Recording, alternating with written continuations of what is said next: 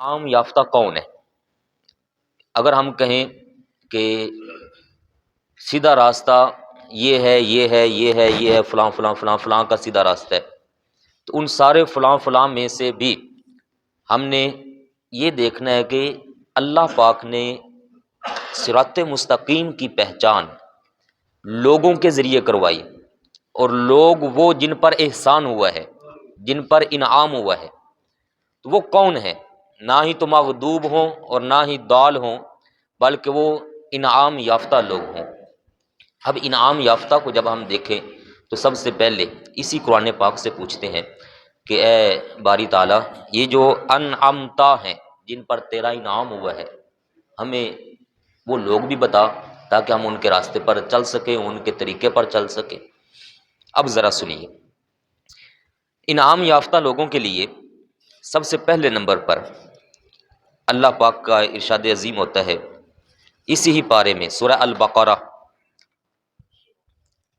جہاں پر پہلا پاؤ پورا ہو رہا ہے، یہ پورا رکوع اللہ تعالیٰ ارشاد فرماتا ہے کہ یا بنی اسرائیل، اے حضرت اسرائیل علیہ السلام کی اولاد۔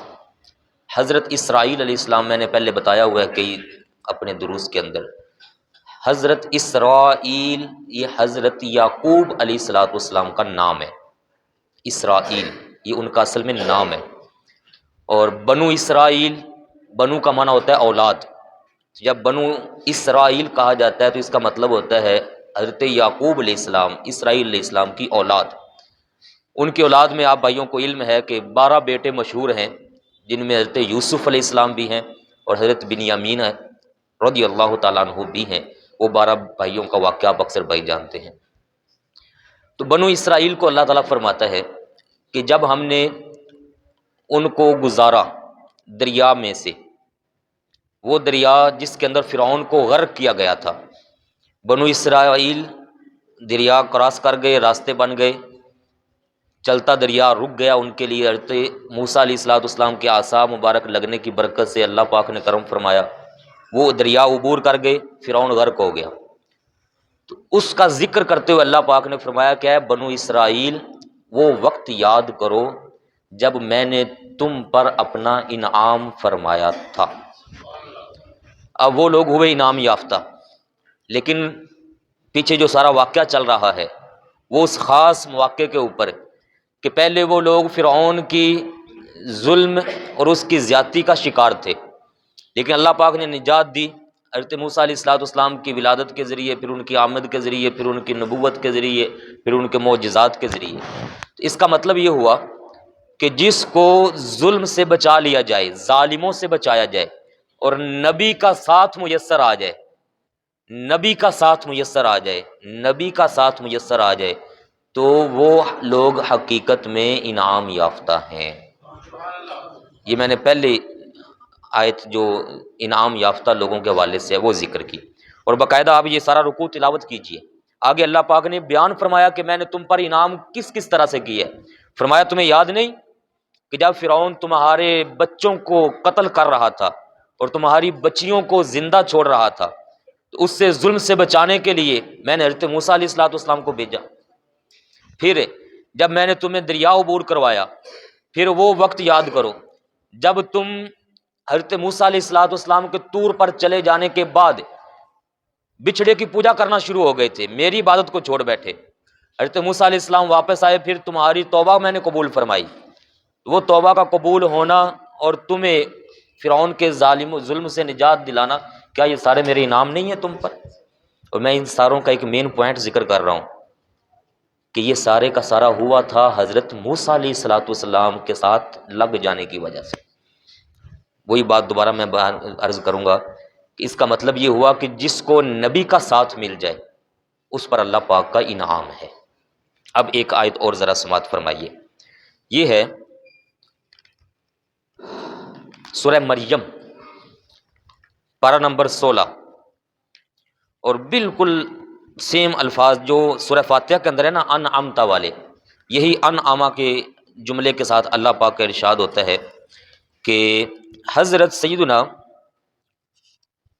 نوح علیہ الصلوۃ والسلام جس وقت کشتی کے اندر سوار ہو گئے اور انہوں نے جوڑا جوڑا مخلوق کا بھی سوار کر لیا، اور انسان جو ان پر ایمان لائے تھے ان کو بھی کشتی میں سوار کر لیا، اور تندور کے اندر سے بھی پانی نکلنا شروع ہو گیا، حالانکہ اندر آگ جل رہی تھی، اوپر سے پانی برسنا شروع ہوا اور بڑا تاریخی طوفان آیا تھا عذاب کی شکل کا۔ اس کا ذکر کرتے ہوئے اللہ تعالیٰ کا ارشاد عظیم ہو رہا ہے کہ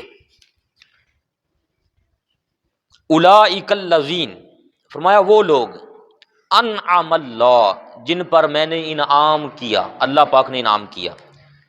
سب سے پہلے تو وہ سارے من النبیین، جتنے بھی انبیاء علیہ السلام ہوئے، فرمایا وہ سارے کے سارے انعام یافتہ، من ذریت آدم، حضرت آدم علیہ السلام کی اولاد میں سے۔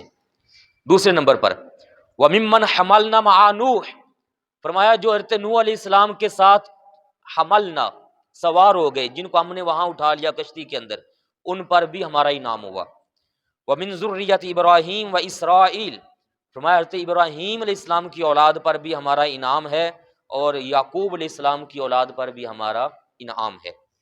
اور آگے سنیے گا، یہ ایک خاص انبیاء علیہ السلام کی جماعت سے ہٹ کر اللہ پاک نے فرمایا وَمِمَّنْ هَدَيْنَا وَاجْتَبَيْنَا، فرمایا اور ہر وہ شخص جس کو ہم چن لیں اور اس کو ہم راہ ہدایت دکھا دیں، تو فرمایا اس پر بھی ہمارا انعام ہی ہوتا ہے۔ اور یہ لوگ، ان کا انداز یہ ہوتا ہے کہ یہ اذا تتلی علیہم آیات الرحمن، فرمایا جب رحمان کی آیات ان کے سامنے تلاوت ہوتی ہیں تو پھر یہ گونگے اور بہرے یا اندھے نہیں بن جاتے، بلکہ یہ میری آیات طیبات کو غور سے سن کر اس پر عمل کرنے کے لیے تیار ہو جایا کرتے ہیں۔ یہ ہیں انعام یافتہ لوگ۔ میں آپ کو قرآن پاک کی آیات قرآن پاک ہی سے سنا رہا ہوں، کسی امام کا قول نہیں سنا رہا، کسی مفسر محدث کا قول نہیں سنا رہا ہوں، اللہ پاک خود فرما رہا ہے کہ یہ لوگ انعام یافتہ ہیں۔ اب ذرا ایک آیت اور سنیے، یہ ہے پارہ نمبر 5 سورۃ النساء، اور پارہ نمبر 5 کا ہے رکوع نمبر 5، چھٹا آگے ختم ہو رہا ہے۔ اللہ تعالیٰ ارشاد عظیم فرماتا ہے، اللہ اکبر، وَمَن يُطِعِ اللَّهَ وَالرَّسُولَ، فرمایا جس نے اطاعت کر لی اللہ تعالیٰ کی اور میرے رسول پاک صلی اللہ علیہ وآلہ وسلم کی، جس نے اطاعت کی، فرمایا فَأُولَئِكَ مَعَ الَّذِينَ، تو یقیناً یہ ان لوگوں میں سے ہیں، ان لوگوں کے ساتھ ہوں گے انعم اللہ، جن پر میں نے انعام فرمایا ہوا ہے۔ جو اطاعت کرے اللہ پاک کی، جو اطاعت کرے رسول پاک صلی اللہ علیہ وآلہ وسلم، اس کو ساتھ ملنا ہے انعام یافتہ لوگوں کا۔ اس آیت کو ذہن میں رکھیے گا، میں اس پر اینڈ پہ چند باتیں مزید عرض کروں گا۔ اب ذرا آگے دیکھیے، انعم اللہ علیہم، فرمایا میں ان کو ان کے ساتھ رکھوں گا جن پر میں نے انعام فرمایا۔ وہ انعام والے کون ہیں؟ من النبیین، سارے انبیاء علیہ الصلوۃ والسلام، والصدیقین، اب یہ نبیوں کے بعد کا درجہ ہے، صدیقین جن کے امام سیدنا صدیق اکبر رضی اللہ تعالیٰ عنہ ہیں، والشہداء، اور فرمایا صدیقین کے بعد شہداء، یہ بھی سارے کے سارے انعام یافتہ ہیں، اور شہداء کے امام حضرت سیدنا امیر حمزہ اور حضرت سیدنا امام حسین رضی اللہ تعالیٰ عنہ، والشہداء والصالحین، شہداء کے بعد فرمایا کہ صالحین جو شہید بھی نہیں ہوئے، اور صدیقین اوپر کے درجہ جو ہے صحابہ اور آل پاک میں بھی نہیں شمار، لیکن امت کے اندر رہے لیکن ہیں وہ صالحین، تو فرمایا ان صالحین کو بھی میں انعام یافتہ لوگوں کے اندر شمار فرماؤں گا۔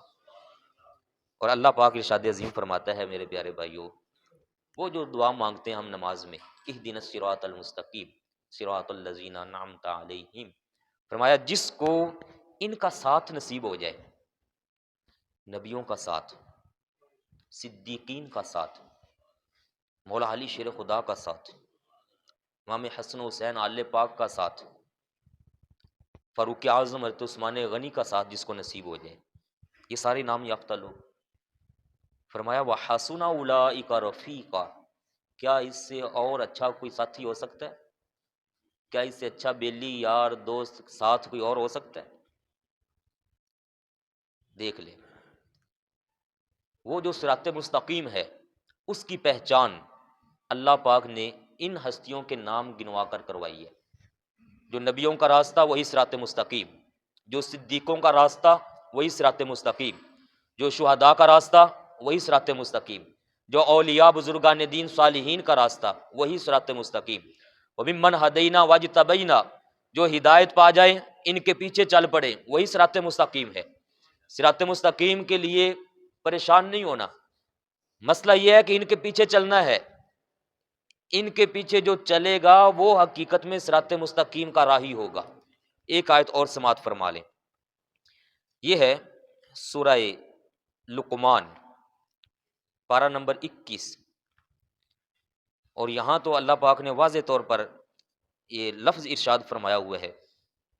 سورہ لقمان کا جب دوسرا رکوع شروع ہو تو اس میں آپ تفصیل سے پڑھتے جائیں تو اللہ تعالیٰ کا ارشاد عظیم آتا ہے، وَاتَّبِعْ، اتباع کرو۔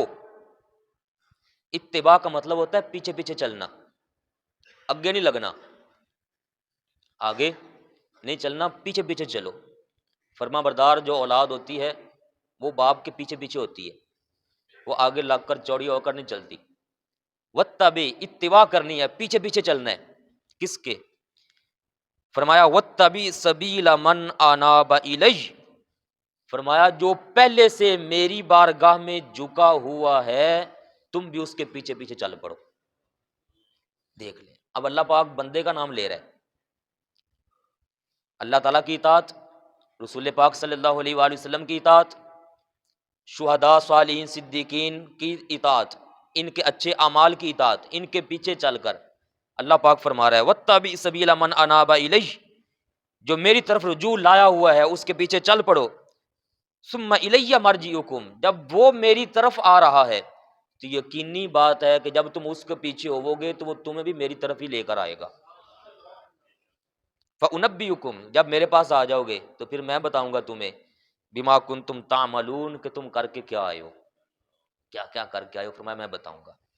ایک آیت اور ذرا سماعت فرما لیں، یہ ہے پارہ نمبر 11، سورت کا نام ہے التوبہ۔ 11 نمبر پارے کا 3 رکوع پورے ہو رہے ہیں اور آگے چوتھا شروع ہوتا ہے۔ یا ایھا الذین آمنو، سورہ التوبہ کا آیت کا نمبر ہے 119۔ یا ایھا الذین آمنو، فرمانے باری تعالیٰ او ایمان والو، اے ایمان والو، اتقوا اللہ، اپنے دلوں کے اندر اللہ کا ڈر پیدا کرو، اللہ کا ڈر پیدا کرو، اللہ تعالیٰ سے ڈرو۔ وَكُونُوا مَعَ الصَّادِقِينَ، اور سچوں کے ساتھ ہو جاؤ، صادقین کے ساتھ ہو جاؤ، سچوں کے ساتھ ہو جاؤ۔ ڈرو اللہ پاک سے اور ساتھ سچوں کے ہو جاؤ، جو سچے ہیں ان کے ساتھ رہا کرو۔ جھوٹوں کے اندر بندہ رہے نا، جھوٹ بولنے والوں میں، تو خود ہی بندہ جھوٹ بولنے لگ جاتا ہے۔ جڑے دا لگا دے دا چلاکیاں، وہ بندہ پھر وہاں جھوٹ بول کے چلاکی لگا کے کہتا ہے پھر میری چلاکی بھی سنو، ایک ذرا میرا جھوٹ بھی سنو، حالانکہ وہ چلاکی نہیں ہوتی، حقیقت میں بے وقوفی ہوتی ہے۔ وہ اپنی بے وقوفیاں سنانے والا بندہ ہوگا جو کہے کہ میں اتنے دا مار کے آیا، میں اتنے دا مارا، میں انہوں دا ماریا، میں اتنے 4 زباناں انج استعمال کیتیاں، چرب زبانی نال گھما کے رکھتا، بندے نو سمجھ نہیں آئی یہ دیکھو ہے جناب ہو گیا۔ تو وہ حقیقت میں جھوٹا بندہ ہے، بے وقوف آدمی ہے، جو جھوٹ بول کر لوگوں کا مال، لوگوں کو دھوکہ دے کے ہڑپ کر کے آ کر بیان کر رہا ہے، اور یہ گناہ در گناہ کما رہا ہے۔ ایک وہاں جھوٹ بولا، وہ گناہ کمایا، اور دوسرا جب یہ بتا رہا ہے تو اس گناہ کے اوپر راضی ہو کر بتانا یہ بھی گناہ ہے۔ اس طرح کی کئی غلطیاں لوگ کرتے ہیں، بے حیائی برائی کر کے پھر بتاتے ہیں کہ میں نے یہ کیا، میں نے وہ کیا، میں نے یہ کیا۔ یہ گناہ در گناہ کرنے والے ہوتے ہیں، حالانکہ ایسے لوگوں کو چاہیے فوری توبہ کریں، جو کہ اللہ پاک فرما رہا ہے وَكُونُوا مَعَ الصَّادِقِينَ، سچے بندے کے پاس بیٹھیں گے تو یقین جانے بندہ خود بخود سچ بولنا شروع ہو جاتا ہے۔ سچے بندے کی صحبت، صالحین کی صحبت بندے کو سچ پر لے کر جاتی ہے۔ چند دن کی بات ہے، یہ بھی 2-4 دن پرانی، یہ جو کام کرنے والے لوگ ہوتے ہیں، وہ ایک جگہ پر ایک بندہ کام کر رہا تھا، تو مالک جو تھا وہاں مکان کا، اس نے کام کرنے والے سے کہا کہ یار کام کر رہے ہو، نماز کا ٹائم ہو گیا، کام چھوڑو، آؤ نماز پڑھتے ہیں۔ مالک نے کہا وہ نماز پڑھتے ہیں، کام چھوڑو، لیٹ ہوئے گا میرا ہی ہوئے گا نا۔ تو وہ کہتا ہے، وہ جو کام کرنے والا کہتا تو پہلا مالک میں لب ہے، ਜਿਹੜਾ ਮੈਂ ਕੰਮ ਵਾਲੇ ਨੂੰ ਕਹਿ ਰਿਹਾ ਕਿ ਕੰਮ ਨੂੰ ਛੱਡ ਪਰਾਂ, ਕੰਮ ਹੁੰਦਾ ਰਹੇਗਾ, ਆਪ ਪਹਿਲੇ ਨਮਾਜ਼ ਤਾਂ ਪੜ੍ਹ ਲਵੀਏ। ਕਹਿੰਦਾ ਮੈਂ ਜਿੱਥੇ ਵੀ ਜਾਣਾ ਲੋਕ ਕਹਿੰਦੇ ਯਾਰ ਨਮਾਜ਼ ਪੜ੍ਹ ਹੀ ਲੈਣੀ ਆ, ਪਰ ਮੁਕਾ ਇਹਨੂੰ, ਕੀ ਜਾਣਾ ਪਾਈ ਖਲੋਤਾ, ਲੰਬਾਈ ਕੀਤੀ ਖਲੋਤਾ ਕੰਮ। ਇਹੋ ਜਿਹੀ ਗੱਲਾਂ ਕਿ ਲੋਕ ਮੈਨੂੰ ਕਹਿੰਦੇ ਨੂੰ, ਤੇ ਤੂੰ ਆ کے ਮੈਨੂੰ کہہ رہے ہیں آپ کام کریے۔ کام بھی ہو گیا، نمازیں پڑھ لی ٹائم پر، اچھے بندے کے ساتھ رہیں گے تو اچھائی کی طرف لے کر جائے گا۔ آج کا ہمارے دور کا سب سے بڑا مسئلہ یہ ہے کہ ہم اپنی صحبت، مجلس، اپنے بیلی وہ چن کر نہیں بنا رہے۔ عیاش قسم کے جو بیلی بنا رہے ہیں وہ ان کو عیاشی کی طرف لے کر جا رہے ہیں، اور اس دور میں انتہائی ضرورت ہے میرے پیارے بھائیوں، میں بڑے پیار سے بات کر رہا ہوں تاکہ ہم اس بات کو سمجھیں، اس کو اگنور نہ کریے، ایویں نہ سمجھ لیں، اس کو انتہائی اہم بنیادوں پر سمجھیں۔ اپنے بچوں کی صحبت، اپنی صحبت، اٹھنا بیٹھنا، اپنی مجلس بالکل اچھے لوگوں کے ساتھ رکھیں، سچوں کے ساتھ رکھیں، با نمازی جو ہیں ان کے ساتھ رکھیں گے تو انشاءاللہ تعالی ہمارے اندر بھی یہ اچھی کوالٹیاں ساری آنا شروع ہو جائیں گی۔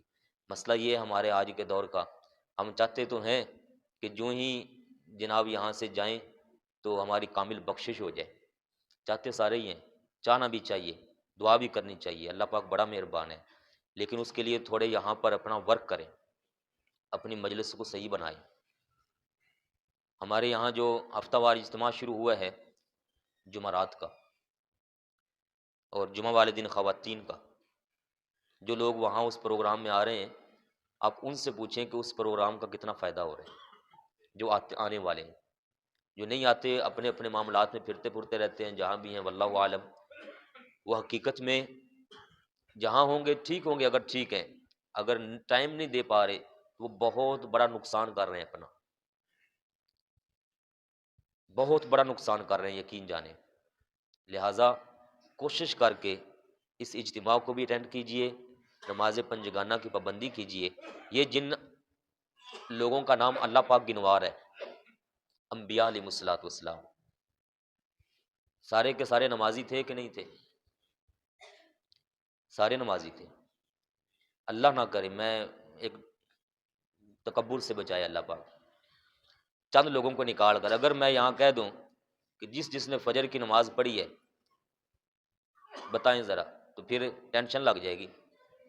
کل عشاء، مغرب، عصر، ظہر، فجر کل کس کس نے پڑھی ہے؟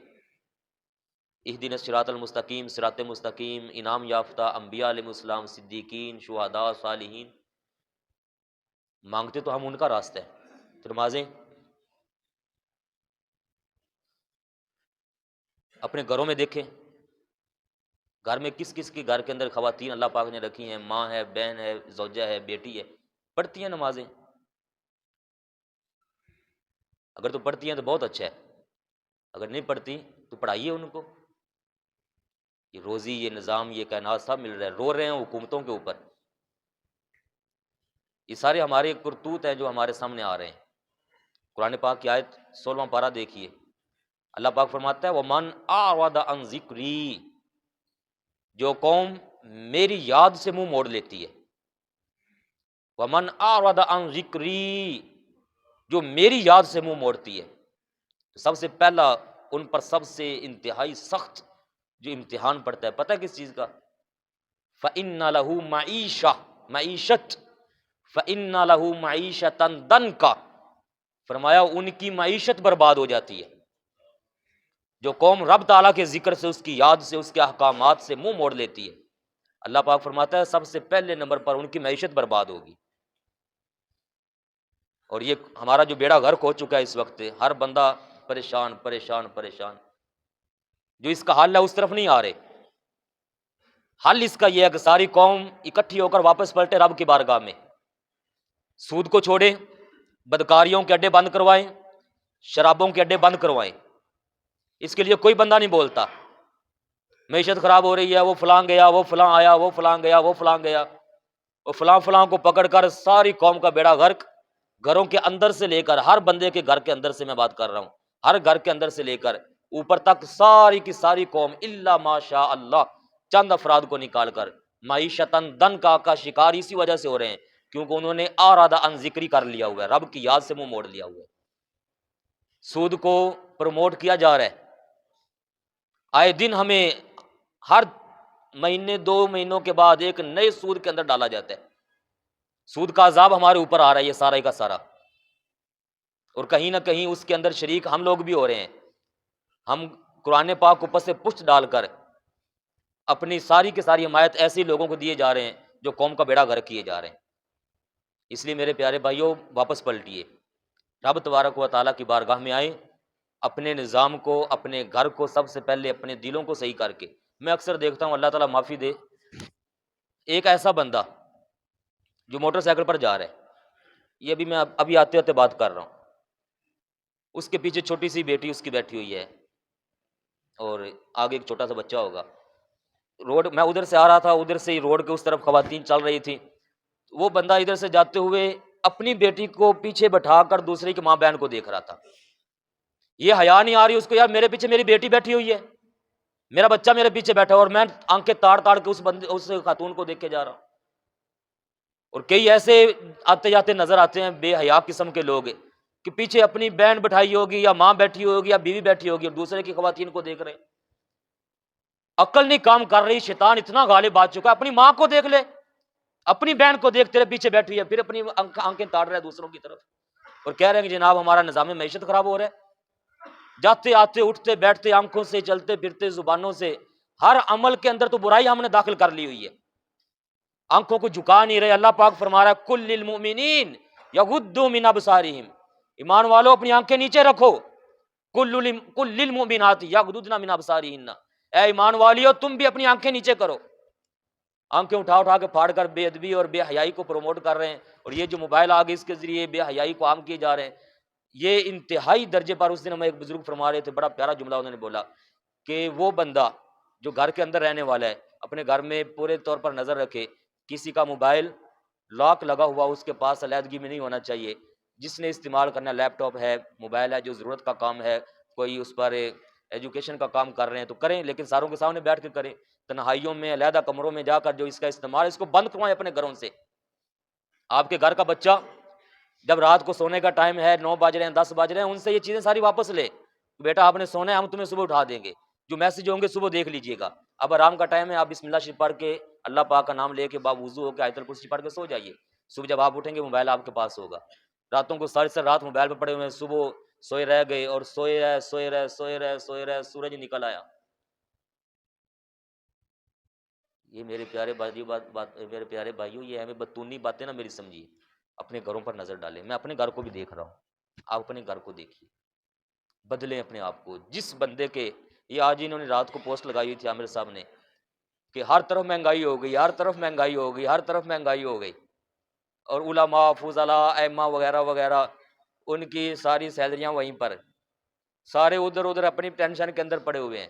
لیکن یہ لوگ کہتے ہیں بھائی شکر ہے اللہ پاک کا، شکر ہے اللہ پاک کا، شکر ہے اللہ پاک کا. کوئی احتجاج نہیں، کوئی اذانیں بند نہیں، کوئی دھرنے نہیں، کوئی کچھ نہیں. کہتے ہیں بھی اللہ پاک کا شکر ہے، کوئی گل نہیں. وجہ جیسے بھی ہو، وجہ صبح صبح اٹھتے ہیں، اللہ پاک کا نام لیتے ہیں.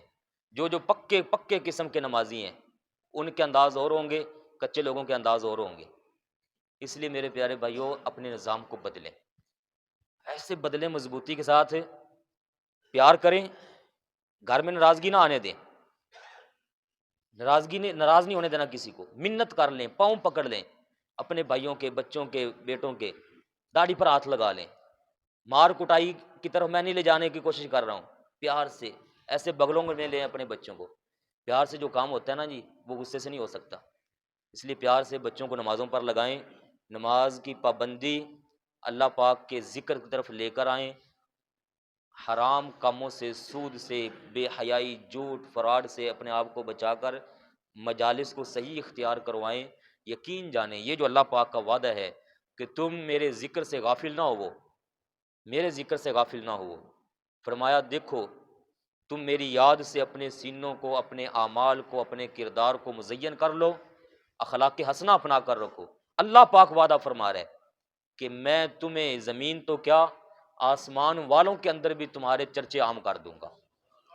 زمین کے لوگ مثالیں دیں گے. آج آپ لوگ کیوں پریشان ہیں؟ آپ مثالیں دیتے ہیں کہ جناب وہ دیکھو وہ دیکھو وہ دیکھو وہ دیکھو، بیر کے لوگوں کی. اسی وجہ سے دے رہے ہیں کہ ان لوگوں نے اپنے نظام کے ساتھ مخلص ہو کر اس کو چلایا ہے۔ ہمارے سسٹم کے اندر کوئی مخلص اپنی ذات کے ساتھ ہی نہیں ہو رہا، نظام سے مخلص کہاں ہونا ہے ہم نے؟ یہ جمعہ کا خطبہ جو میں آپ کے سامنے ذکر کر رہا ہوں، شروعات میں نے کی تھی اہدنا الصراط المستقیم، صراط الذین انعمت علیہم، جو بعد میں بھائی آئے ہیں، اور میں نے تقریباً کو 7 8 9 آیات طیبات مختلف مقاموں سے سنا کر یہ عرض کیا ہے کہ انعام یافتہ لوگ سارے کے سارے انبیاء علیہ السلام ہیں، انعام یافتہ لوگ صدیقین ہیں، انعام یافتہ لوگ شہداء ہیں، انعام یافتہ لوگ صالحین ہیں، اولیاء کرام ہیں۔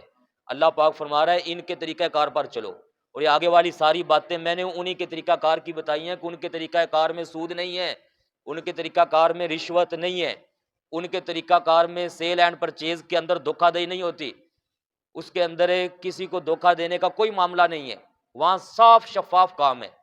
سورہ الاحزاب 22واں پارہ، جہاں وہ آیت آتی ان اللہ و ملائکۃ یصلون علی النبی، اس سے آگے چل کر اگلے رکوع میں اللہ پاک کا فرمان ہے یا ایھا الذین آمنوا اتقوا اللہ، اے ایمان والو ڈرو اللہ پاک سے، وقولوا قولا سدیدا، اور سیدھی سیدھی بات کیا کرو، جھوٹ نہ بولا کرو، فراڈ نہ کیا کرو، ایک دوسرے کے ساتھ چلاکیاں نہ لگایا کرو، سدیدا سدیدا، سیدھی سیدھی بات کرو۔ جب سیدھی بات کرو گے تو کیا ہوگا؟ رب آپ کے ساتھ اعلان فرما رہا ہے، بندہ کہتا ہے جھوٹ نہ بولے تو کام ہی نہیں چلتا، اللہ پاک فرما رہا ہے سدیدہ سیدھی سیدھی بات کرو، یصلح لکم اعمالکم، فرمایا تمہارے سارے معاملات کو میں درست فرماؤں گا۔ گل تو سیدھی کرو، تسی گل اسی سیدھی نہیں کر رہے، کہنے جناب اللہ پاک مہربانی فرما سارا کام ٹھیک ہو جاوے، تے تو نکل کے اتنے جا کے جھوٹ بولی جا رہے ہیں۔ اتنے کہہ رہے مولا اہدنا الصراط المستقیم صراط الذین انعمت علیہم، نماز پڑھ کے باہر جا کے رشوت خوری دے سارے سسٹم چلائی جا رہے ہیں۔ اللہ پاک فرما رہا ہے معاملہ صحیح کرو، میں تمہارے معاملات سارے ٹھیک کر دوں گا۔ لوگوں پر اعتماد کر لیتے ہو، اللہ پاک پر بھی تو اعتماد کریں، رب پر اعتماد کس نے کرنا ہے؟ کہاں ہے ہمارا ایمان؟